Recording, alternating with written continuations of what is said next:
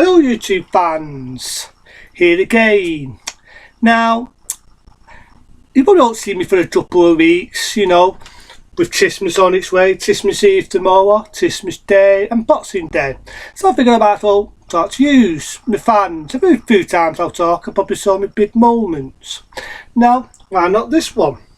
Now, after the big success of the original, that being Die Hard in 1988, they decided to make a sequel in 1990, that being Die Hard 2, Die Harder. Now this is a sort of film which is unestimated, and it's one of them films now where I watch it and I think to myself, would they get away with making a film like this today?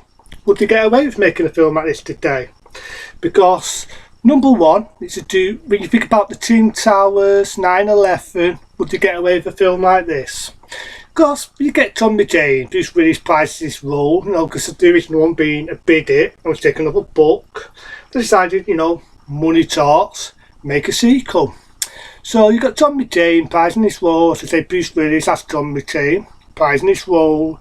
You've got this guy, he's a terrorist in the Nud, and it's to do with high-tech in airplanes, betting to blow up people in airplanes. Now you can see why would they get away with a film like this today. But all fair said and done, it's an old film, it come out in 1990 and it's a big hit film, you know what I mean? It became a big hit in that era. So again, he's visiting his wife just like the first one, but this time he's going to an airport and you know there's these terrorists and the police are after him and there's these terrorists and he's going to attack an airplane. There's just a bit of action in it where he's shooting baddies here, there, everywhere, just like the first one. But this one, a little bit different. Like I say, he's in an airport and he's got this guy. Now, I've seen this guy before. He's been in a few things. He's had big villains and a few things. He was famous for being in a TV show, very first TV show of Tales from the Crypt, very first story. And in this, he plays a villain. Very smooth villain, but he's not like a villain you love to hate. Is he as good as, let's say, Sean Bean? No. But I do like the way he plays that villain, you know what I mean? I like the way he plays him. So, he's threatening to pull up people. There's a bit where he killed this poor old guy in the church so they could use it to kill people. This is a bit about, yeah, it's a bit poor chase. He blows up an airplane. Bruce Willis is Tommy Jane's down to stop him, but it's too late. The airplane blows up and it kills loads of people. Which is kind of the same really, you know what I mean? It's kind of sad. You know, a bit of bad memories of 9/11 and all that, but again, this is an old film, different era, different time.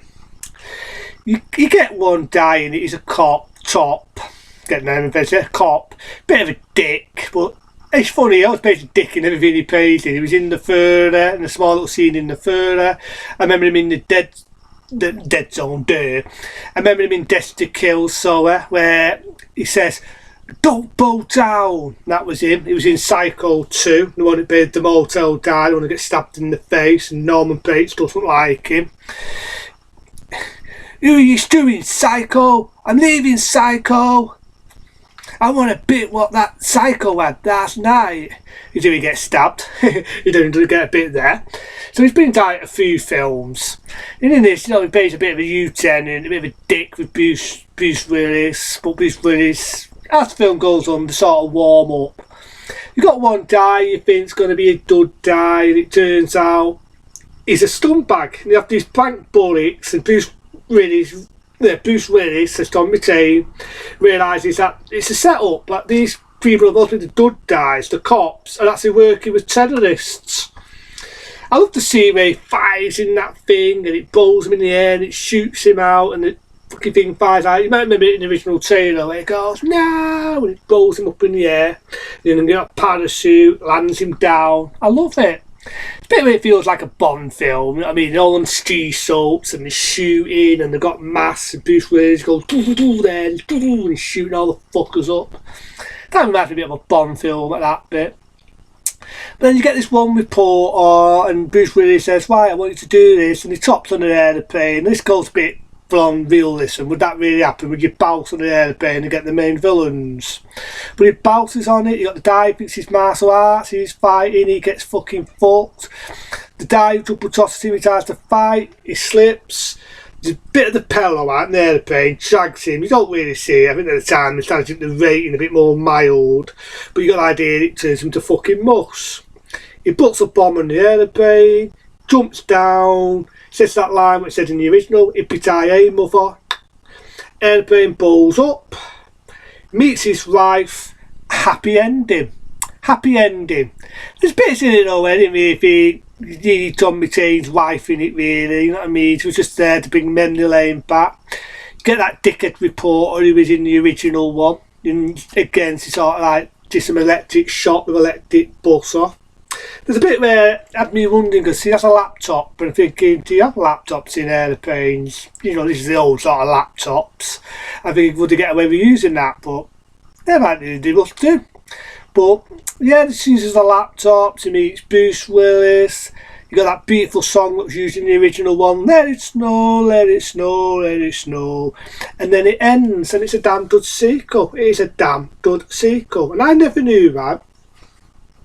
And on that here, I never knew that this film got so much shit, got so much hate, people booed it, they said it was garbage, blah blah blah blah, when it first come out. And there was a bit of mixed reviews, even though it came and bid it. And just like the original, Bruce Willis marketed this film. He marketed it, said it's going to be a lot better, going to be a lot more action. Is it as good as the first one? No, because it's just the same story. The only difference is it's in a fucking airport. But I still think it's a good sequel. I love the bit where he's running inside this under tunnel and he meets a dad. At first he's going to batter the dad, and then he realises he's sort of like a security dad. He says, I'll do you a deal. You can have my tracket if you find me the map to get us out of here. And I just love the scene there. I love to see him when he outsmarts the villains. And he's jumping a toss. Yeah, the bit when he bounces on the aeroplane. I'm going to buy him just bouncing. In real life, it was just bounced him off the fucking aeroplane. But again, it's a film.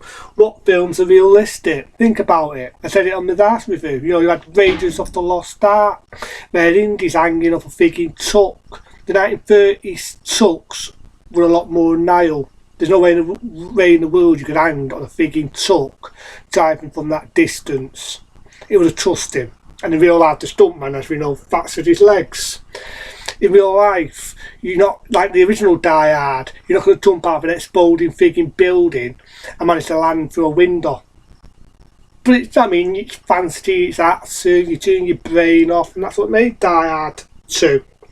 Obviously, they made a bid it. Whether they were going to make a franchise is a different story, but as you know, as this went on, they made the third one, which, funny enough, the guy I said, who went under the truck in Raiders, the stuntman, directed some off Die Hard with a Vengeance, but that was a different story. But Die Hard and Die Hard 2, Die Hard with a Vengeance, not Die Hard with a Vengeance, or a Die Harder, it's not a bad sequel as sequels go, you know what I mean? You've got villains, have they done this the original? No. But I like the fact that that's do something different. There's bits where it does feel like history repeating itself. There's a bit where Bruce Willis says, I remember saying on the trailer, who could say lightning doesn't happen twice? There's no bits here and there, but as sequels go, it's a good-worthy sequel. Came out very Christmassy like the first one, that being Die Hard 2. Die Harder, and then see you later.